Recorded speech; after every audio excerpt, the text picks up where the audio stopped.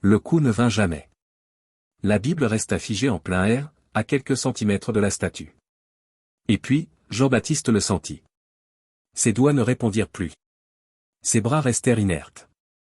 En quelques secondes, la moitié de son corps s'immobilisa. Un pasteur qui avait pris d'assaut une église catholique pour prouver sa vérité était sur le point de découvrir quelque chose que même toutes ces années de théologie ne pouvaient expliquer. Voici l'histoire vraie d'un homme qui a trouvé Dieu là où il jurait qu'il n'était pas. Le matin du 15 mars 2019, le Mistral soufflait fort dans les rues de Marseille. Jean-Baptiste Moreau se leva à 5 heures, comme il le faisait depuis 20 ans. Âgé de 52 ans, pasteur évangélique d'une petite paroisse du quartier de la Joliette, il suivait un rituel bien précis, prière, lecture de la Bible, café noir et préparation de sa journée de prédication. Mais ce matin-là était différent. Quelque chose couvait en lui depuis des semaines. Jean-Baptiste a grandi dans une famille catholique traditionnelle. Son père, Pierre Moreau, était un homme pieux qui emmenait sa famille à la messe tous les dimanches à la basilique Notre-Dame de la Garde, la célèbre église qui domine l'horizon marseillais. C'est là que le jeune Jean-Baptiste a appris à prier le chapelet, à s'agenouiller devant les images des saints et à allumer des cierges pour la Vierge Marie. Mais à 23 ans, après la mort subite de son jeune frère Mathieu, dans un accident de moto au Vieux-Port, quelque chose s'est brisé en lui. Toutes ses prières, toutes ses bougies, toutes ses promesses faites devant les statues, et Dieu a permis que Mathieu, à peine âgé de 18 ans, meure sur le coup contre un lampadaire. C'est alors que Jean-Baptiste découvrit une église évangélique pentecôtiste dans le quartier de Belsace.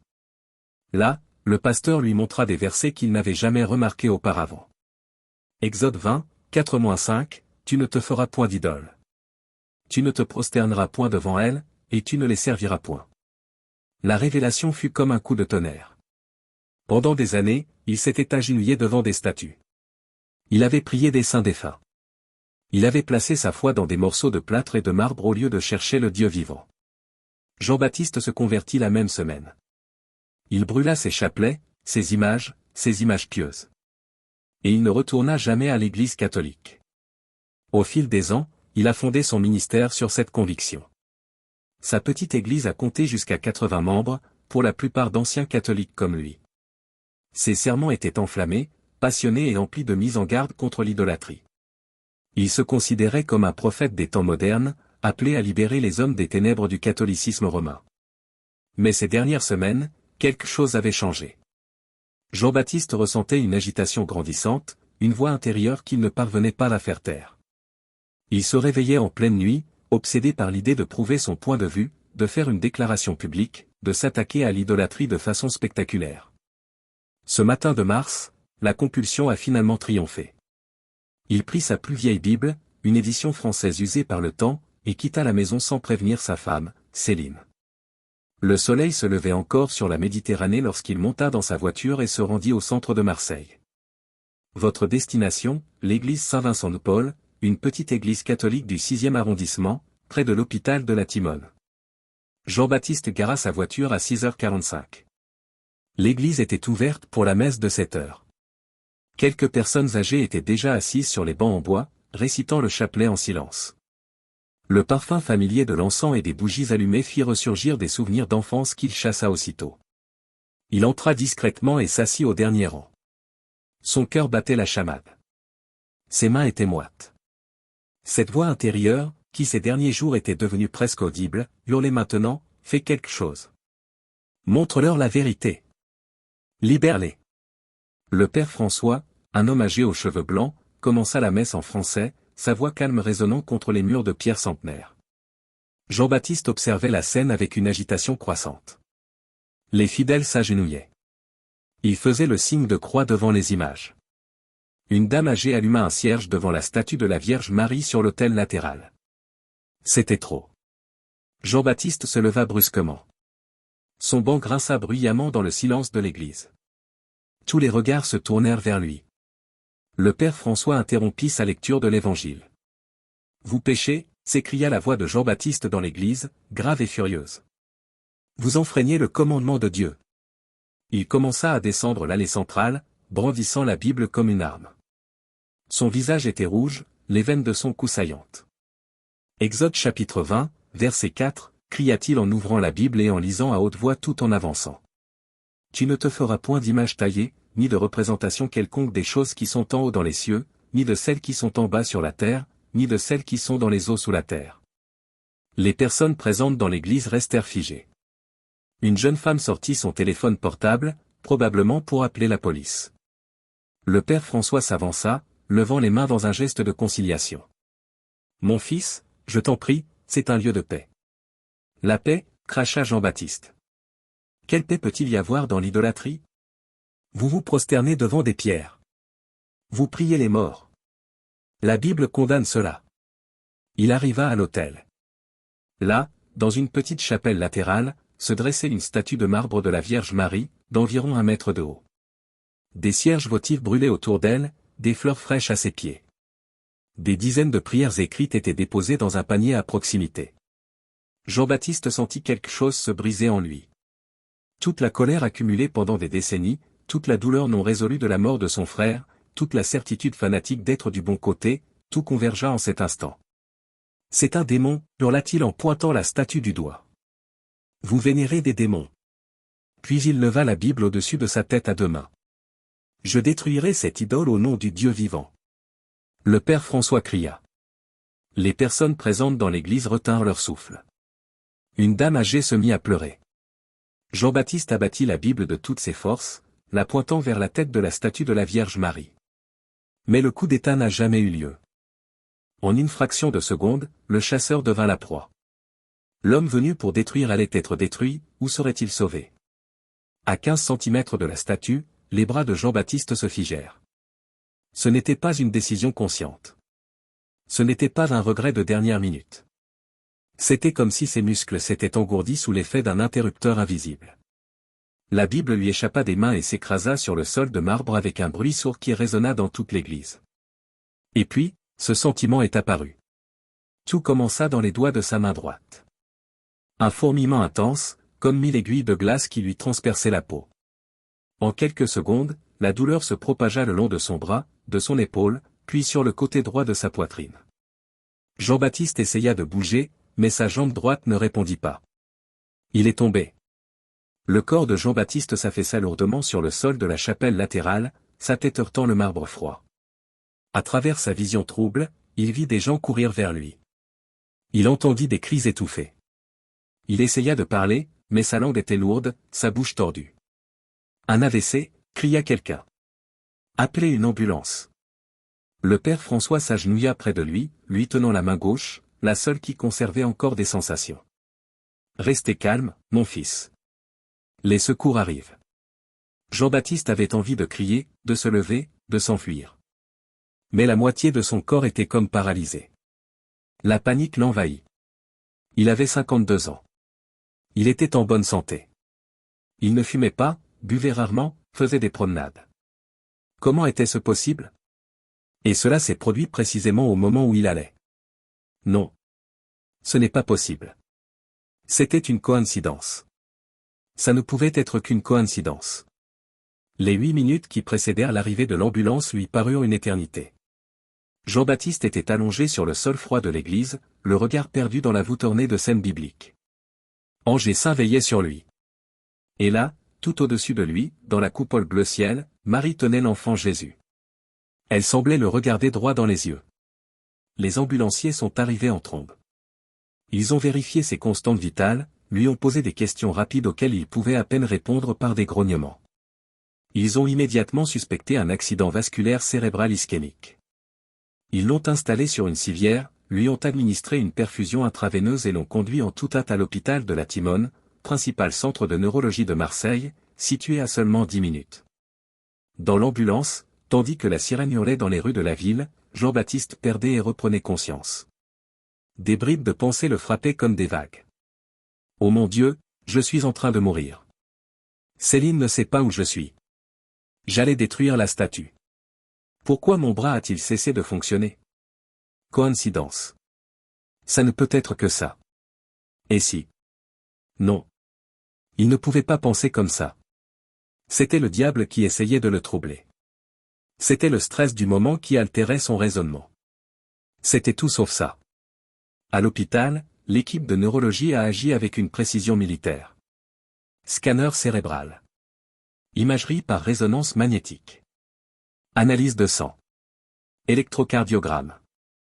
Le docteur Isabelle Beaumont, neurologue de 45 ans spécialisée dans les AVC, a examiné les résultats avec gravité. Monsieur Moreau, dit-elle d'une voix professionnelle mais compatissante, vous avez été victime d'un accident vasculaire cérébral ischémique. Un caillou a bloqué une artère importante du côté gauche de votre cerveau, affectant la région qui contrôle les mouvements du côté droit de votre corps. Jean-Baptiste la regarda avec l'œil qui pouvait encore s'ouvrir complètement. Il essaya de parler, mais les mots sortirent indistincts. Je vais retourner, à la normale. Le médecin hésita. C'était toujours le moment le plus difficile. Monsieur Moreau, nous allons tout faire pour vous aider. Vous êtes arrivé rapidement, ce qui est une bonne chose. Nous allons vous administrer un traitement thrombolytique pour tenter de dissoudre le caillot. Mais je dois être honnête, les lésions sont importantes. Vous pourrez peut-être récupérer une partie de votre mobilité grâce à une kinésithérapie intensive, mais, vous garderez probablement des séquelles permanentes. Ces mots s'abattirent sur Jean-Baptiste comme des pierres. Des conséquences irréversibles. Il avait à peine 52 ans. Il avait une église à diriger. Des sermons à prêcher. Des fidèles à guider. Et maintenant, le côté droit de son corps était un poids mort. Céline arriva 1 heure plus tard, amenée en toute hâte par leur fils aîné, Thomas, âgé de 28 ans. Elle entra dans la chambre d'hôpital le visage pâle, les yeux rougis par les larmes. En voyant son mari alité, à demi paralysé, entouré de tubes et d'appareils de surveillance, elle s'effondra. Jean, mon Dieu, Jean! Elle prit sa main gauche, la seule qui fonctionnait encore, et la pressa contre son visage. Que as-tu fait? Pourquoi étais-tu dans cette église? Il ne pouvait pas répondre. Il ne pouvait pas expliquer la compulsion qui l'avait poussé là. Il ne pouvait pas verbaliser la voix qui hurlait dans sa tête de le faire. Mais surtout, il ne parvenait pas à se débarrasser de cette pensée qui le hantait désormais sans relâche. J'ai levé la main contre la statue de la Vierge Marie. Et j'ai immédiatement perdu l'usage de ma main. Coïncidence? Ça ne pouvait être que ça. Et si ce n'était pas le cas? 3 semaines passées sur un lit d'hôpital suffisent à n'importe qui pour repenser sa vie. Mais pour Jean-Baptiste, chaque jour était un combat entre ce qu'il avait toujours cru et ce qu'il ne pouvait plus ignorer. Les 3 premières semaines à l'hôpital ont été un véritable enfer. Jean-Baptiste avait besoin d'aide pour tout. Pour se retourner dans son lit. Pour manger. Pour aller aux toilettes. Chaque tâche simple qu'il accomplissait automatiquement depuis des décennies était devenue une montagne insurmontable. La kinésithérapie était éprouvante. 2 fois par jour, une kinésithérapeute nommée Amara, une Sénégalaise au sourire patient, venait l'aider à tenter de bouger son bras et sa jambe droit. Les exercices étaient épuisants et souvent inutiles. Ses doigts ne répondaient pas. Sa jambe traînait. Vous devez être patient, monsieur Moreau, dit doucement Amara en lui massant le bras inerte. Le cerveau a besoin de temps pour créer de nouvelles connexions. Mais Jean-Baptiste n'avait aucune patience. Il était en colère. En colère contre Dieu. En colère contre lui-même. En colère contre cette situation absurde. Et la colère à cette pensée qui ne le laisserait pas en paix. Pourquoi et à quel moment précis devais-je frapper la statue? Pourquoi pas 1 heure plus tôt? Un jour plus tard? Pourquoi à ce moment précis? Il tenta de réfuter ses problèmes par des arguments théologiques. Dieu permit que cela le mette à l'épreuve, comme il l'avait fait pour Job. Ou peut-être s'agissait-il d'une attaque spirituelle de l'ennemi, car il agissait pour le bien. Ou tout simplement du hasard, le cruel hasard d'un caillot qui se formait depuis des jours. Mais la nuit, quand Céline partait et que l'hôpital retombait dans le silence, hormis le bip des machines, Jean-Baptiste se retrouvait seul avec ses pensées. Et elles étaient terrifiantes. Et si Dieu avait arrêté ma main? Et si je m'étais trompé depuis le début? C'est? Non. Impossible. Il connaissait les Écritures. Il avait étudié la théologie. La Bible était claire sur l'idolâtrie. Il n'y avait pas place pour l'interprétation. Mais alors, pourquoi ses doigts étaient-ils bloqués exactement 15 cm avant d'atteindre la statue? Le 10e jour d'hospitalisation, un événement inhabituel s'est produit. Le père François apparut. Jean-Baptiste était seul dans sa chambre, essayant en vain de plier son index droit, lorsqu'on frappa à la porte. Il s'attendait à voir une infirmière ou Céline, mais c'était le vieux prêtre de l'église, tenant un modeste bouquet de fleurs. Monsieur Moreau, dit François doucement, puis-je entrer? Jean-Baptiste fut submergé par un tourbillon d'émotions. Honte. Colère. Confusion. Il hocha la tête gauche, incapable de trouver les mots. Le prêtre tira une chaise et s'assit près du lit. Il déposa les fleurs sur la table de chevet et resta silencieux un long moment, observant simplement l'homme brisé devant lui. Je suis venu vous dire, a finalement déclaré François, que notre communauté prie pour votre rétablissement. Jean-Baptiste déglutit difficilement. Prier, quel saint? Les mots sortirent maladroitement, mais chargés d'un sarcasme amer. Le prêtre ne tomba pas dans le piège. Je prie Dieu, mon fils. Comme toujours. Par Jésus-Christ, notre Seigneur, avec l'intercession de Marie et de tous les saints. L'idolâtrie, murmura Jean-Baptiste, mais sans la conviction d'auparavant. Ah bon? François se pencha en avant, ses yeux bleus perçants fixés sur Jean-Baptiste. Quand vous demandez à un ami de prier pour vous, est-ce de l'idolâtrie? Quand vous accordez de l'importance aux prières de votre femme, est-ce que vous la vénérez comme une déesse? C'est différent. Pourquoi? Les saints sont nos amis dans la foi, qui ont déjà achevé le voyage. Leur demander d'intercéder n'est pas différent de demander à un frère de prier pour vous. Nous ne les adorons pas. Nous n'adorons que Dieu. Jean-Baptiste voulait discuter, mais il était fatigué. Tellement fatigué. Vous savez ce que j'allais faire, dit-il, la voix brisée. J'allais détruire la statue. Je sais. Et puis c'est arrivé. Juste à ce moment-là. François garda le silence. Après un long moment, il dit, c'est peut-être une coïncidence. Dieu nous a donné le libre arbitre, et nous vivons dans un monde régi par des causes naturelles. Mais je crois aussi que Dieu intervient dans l'histoire. Je ne peux pas dire ce qui vous est arrivé, Jean-Baptiste. Vous seul pouvez le discerner. Il se leva pour partir, mais s'arrêta à la porte. Une chose est sûre, la Vierge Marie, dont vous avez tenté de détruire la statue, prie pour vous en ce moment même. Car c'est le propre des mères. Elles prennent soin même de ceux qui leur ont fait du mal. Et il est parti. Jean-Baptiste fixait le plafond, les larmes ruisselant sur son visage. Si cette histoire vous touche, merci de liker cette vidéo. Et si vous connaissez quelqu'un qui a besoin d'entendre ce message de transformation et d'espoir, partagez-la. Chaque vue, chaque commentaire, chaque abonnement à notre chaîne nous aide à diffuser ces histoires de foi et de miracles à un public plus large. 5 secondes suffisent pour changer une vie aujourd'hui. Merci de faire partie de cette communauté. Que se passe-t-il lorsque tout ce contre quoi vous avez lutté toute votre vie se présente dans votre chambre au milieu de la nuit? Jean-Baptiste était sur le point de découvrir que certaines rencontres changent tout. La nuit du 8 avril 2019 avait commencé comme toutes les autres. Jean-Baptiste se réveilla à 2h37, comme toujours. La douleur à son bras droit, une douleur fantôme mais omniprésente, l'empêchait de dormir une nuit complète. Il fixa le plafond, à l'écoute des bruits nocturnes de l'hôpital, des pas étouffés dans le couloir, le bip lointain des moniteurs, les ronflements d'un patient dans la chambre voisine. Elle s'apprêtait à refermer les yeux lorsqu'elle le sentit. Une présence. Ce n'était pas physique. Ce n'était ni un son, ni une odeur.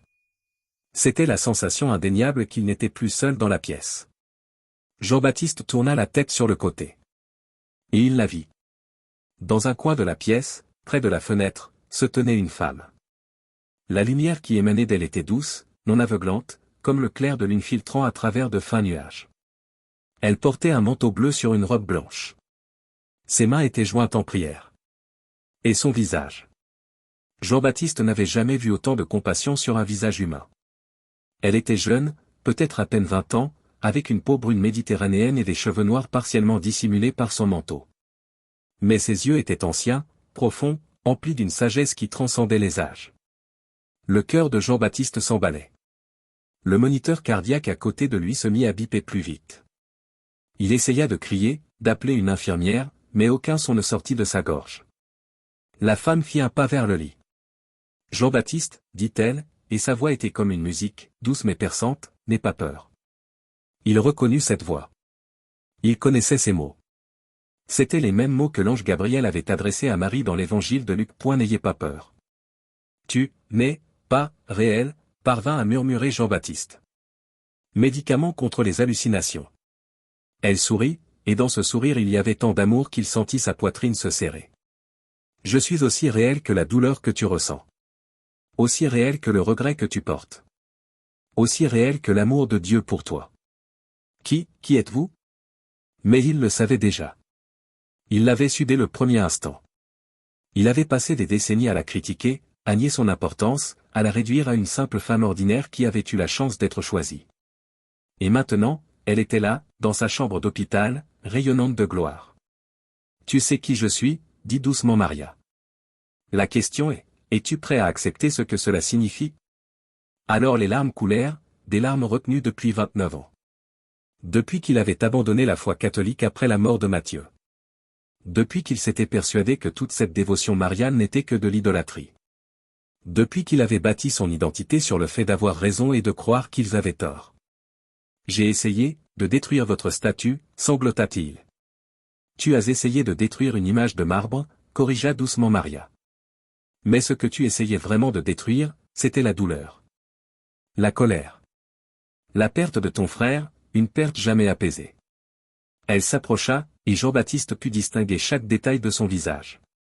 Ce n'était pas le visage parfaitement symétrique des statues. C'était un visage humain, avec de petites imperfections, mais si plein de grâce qu'il était difficile de le regarder directement. Matthieu, murmura Jean-Baptiste. Il est mort. J'ai tellement prié. J'ai allumé tellement de bougies. Et Dieu l'a pris. Et vous m'en avez voulu, dit Marie, non pas avec accusation, mais avec compréhension. Vous pensiez que si la mère de Dieu n'avait pas pu sauver votre frère, à quoi bon prier pour elle?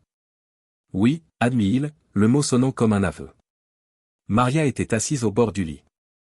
Jean-Baptiste pouvait sentir son poids sur la civière, réel et tangible.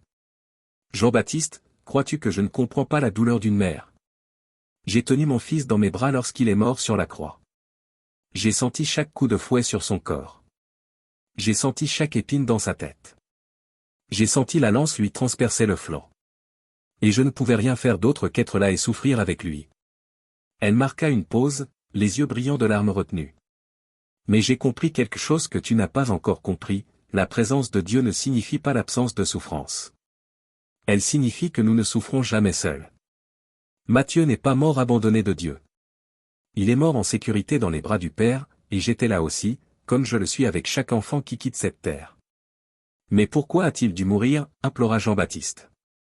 Il avait 18 ans. Toute la vie devant lui. Je n'ai pas toutes les réponses, mon fils. Dieu ne m'a pas révélé tous ses mystères. Mais je sais une chose, l'amour de Dieu ne faillit jamais. Même quand nous ne comprenons pas. Surtout quand nous ne comprenons pas.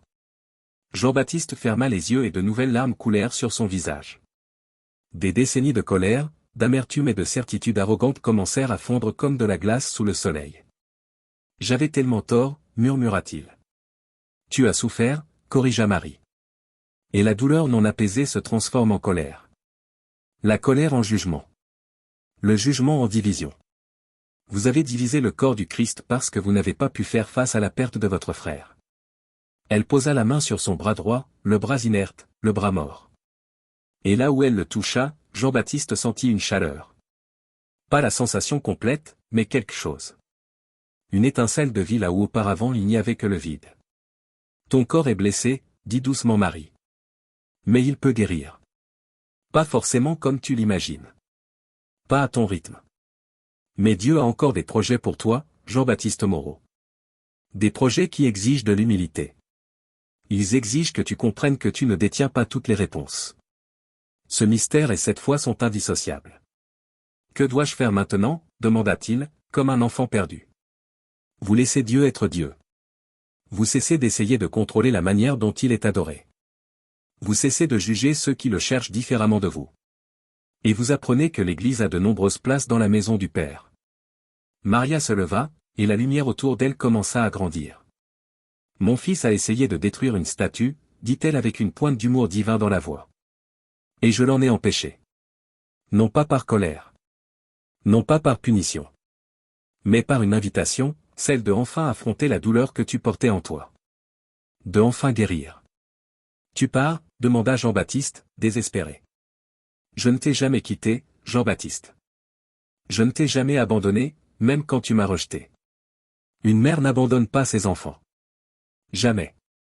Et puis elle a disparu. Pas progressivement. Un instant elle était là, et l'instant d'après, la pièce était vide. Seul le clair de lune qui filtrait par la fenêtre éclairait l'espace. Jean-Baptiste fixait l'endroit où elle se tenait, le cœur battant la chamade, les larmes imbibant l'oreiller.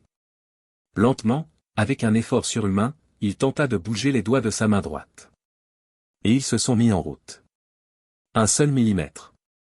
Juste une infime vibration. Mais ils ont déménagé. De destructeur à adorateur. D'aveugle à voyant. Le voyage de Jean-Baptiste ne faisait que commencer, mais son destin était déjà tout tracé. Certaines rencontres ne changent pas seulement des instants, elles changent l'éternité. La convalescence de Jean-Baptiste fut lente mais régulière. Les jours suivants, quelque chose changea. La kinésithérapie, qui semblait auparavant inutile, commença à porter ses fruits. D'abord les doigts. Puis le poignet. La jambe droite commença à réagir. Pas parfaitement, elle ne le serait jamais, mais suffisamment. Le docteur Beaumont était surpris. Monsieur Moreau, vous progressez bien au-delà de nos attentes.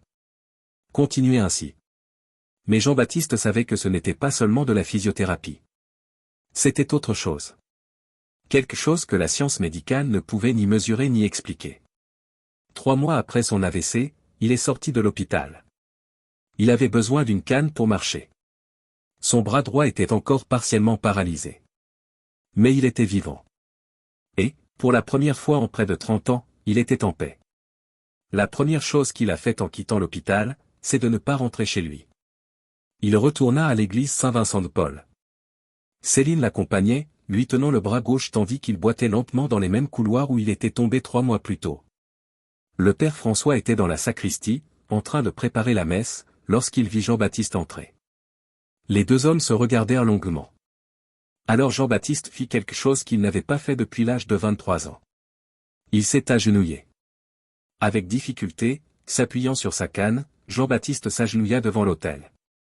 Les larmes coulaient librement sur son visage tandis qu'il contemplait la statue de la Vierge Marie, celle-là même qu'il avait failli détruire. « Pardonne-moi, murmura-t-il. Pardonne-moi pour tout. » Le père François s'approcha en silence et posa la main sur l'épaule de Jean-Baptiste. Il ne dit rien. Il n'en avait pas besoin. Dans les mois qui suivirent, Jean-Baptiste dut faire face à la tâche la plus difficile de toutes, expliquer sa transformation à sa congrégation évangélique. L'atmosphère était tendue. Les 80 membres, réunis dans la petite église de la Joliette, étaient désemparés et inquiets face aux rumeurs qui circulaient. Leur pasteur était absent depuis 3 mois, convalescent après un AVC. Et maintenant, il était là, s'appuyant sur une canne, sur le point de prononcer des paroles qui allaient tout changer. Frères et sœurs, commença Jean-Baptiste, la voix encore un peu traînante mais claire, pendant des années, je vous ai prêché que nous avions raison et que les catholiques avaient tort. Que nous détenions la pure vérité et qu'ils vivaient dans l'idolâtrie. Et j'ai bâti ce ministère sur la division et le jugement. Il marqua une pause, rassemblant son courage. J'ai eu tort. Le murmure se répandit dans l'assemblée comme une vague. Je ne dis pas que notre voix est mauvaise. Je dis qu'il est mal de juger la voix des autres. La maison du Père compte de nombreuses demeures. Jésus a prié pour que nous soyons un, mais nous nous sommes divisés en 1000 morceaux, chacun prétendant détenir le monopole de la vérité. Il raconta alors ce qui s'était passé, l'agression, la paralysie, la visite nocturne. Certains écoutaient les larmes aux yeux, d'autres avec un scepticisme manifeste. Certains partirent avant la fin de son récit. Je comprends si vous ne pouvez pas me suivre dans ce cheminement, dit Jean-Baptiste en regardant les visages de ceux qui l'avaient guidé pendant des années. Mais je ne peux plus prêcher la division. Je ne peux plus dire que nos frères et sœurs catholiques, orthodoxes et anglicans pratiquent mal leur foi. Nous pouvons avoir des divergences théologiques, mais nous servons le même Seigneur. Et ce Seigneur nous a appelés à l'amour, non au jugement. 50 des 80 membres ont quitté l'Église dans les semaines qui ont suivi. C'était douloureux. Mais Jean-Baptiste comprenait. Il ne pouvait pas s'attendre à ce que les autres changent du jour au lendemain alors qu'il lui avait fallu la paralysie et une intervention surnaturelle pour se transformer. Les 30 qui restèrent formèrent quelque chose de nouveau. Pas exactement catholique. Plus exclusivement évangélique. Quelque chose entre les deux. Une communauté écuménique axée sur l'unité plutôt que sur la division. Jean-Baptiste se remit à étudier. Il lut les pères de l'Église. Il étudia l'histoire ecclésiastique. Il découvrit que nombre de pratiques qu'il qualifiait d'idolâtrie puisaient leurs racines dans les premiers siècles du christianisme. Que la vénération des saints n'était pas une invention médiévale, mais une pratique ancienne. Que la théologie mariale reposait sur des fondements bibliques qu'il avait tout simplement ignorés pendant des décennies. Il ne se convertit pas au catholicisme. Ce n'était pas sa voie. Mais il développa un profond respect et un grand amour pour les catholiques. Il commença à fréquenter régulièrement l'église Saint-Vincent de Paul. Il assistait occasionnellement à la messe. Il allumait des cierges devant la statue de la Vierge Marie. Un après-midi, 6 mois après son AVC, Jean-Baptiste était seul dans la chapelle latérale, agenouillé devant la statue qu'il avait presque détruite. Des fleurs fraîches qu'il avait apportées étaient déposées à son pied. Ses mains toutes deux désormais valides, bien que sa main droite ait une mobilité réduite, étaient jointes en prière. « Merci, murmura-t-il. De m'avoir arrêté. De m'avoir sauvé. De m'avoir appris que l'amour de Dieu dépasse tout ce que je peux comprendre. » Et alors il le sentit. Non pas une apparition visible cette fois, mais une présence. Le même amour maternel qu'il avait ressenti cette nuit-là à l'hôpital. Une confirmation silencieuse. Je suis là. J'ai toujours été là. Je serai toujours là. Jean-Baptiste sourit à travers ses larmes. Son corps portait encore les stigmates de ce jour-là, une jambe qui traînait légèrement, un bras qui ne s'étendait pas complètement, une voix parfois hésitante. Mais c'étaient des rappels. Non pas de punition, mais de miséricorde. Des rappels que Dieu l'aimait suffisamment pour ne pas le laisser persévérer sur le chemin de l'amertume et de la division. Des rappels que parfois, Dieu doit nous arrêter pour nous sauver. Il se leva lentement, s'appuyant sur sa canne, et regarda une dernière fois la statue. « Priez pour moi, dit-il simplement. Comme vous l'avez toujours fait. Comme vous le ferez toujours. » Et il quitta l'église, boitant vers la lumière du soleil méditerranéen, un homme transformé. Non pas pour la douleur qu'il désirait, mais pour la grâce dont il avait besoin. L'histoire de Jean-Baptiste Moreau nous rappelle que les plus profonds chemins spirituels empruntent rarement la voie que nous avons tracée. Parfois, il nous faut être brutalement interrompus au sens propre comme au figuré pour enfin voir ce qui nous échappait. Ce jour de mars à Marseille, il n'a pas détruit cette statue. Mais quelque chose a été détruit, l'arrogance de croire qu'il détenait toutes les réponses, l'amertume qu'il nourrissait depuis la mort de son frère, et le besoin d'avoir raison au prix de la rupture avec la communion. Et quelque chose s'est construit, une foi plus humble, plus ouverte, plus aimante. Une foi qui reconnaît le mystère sans exiger toutes les réponses. Une foi qui voit Dieu à l'œuvre là où elle le considérait auparavant interdit.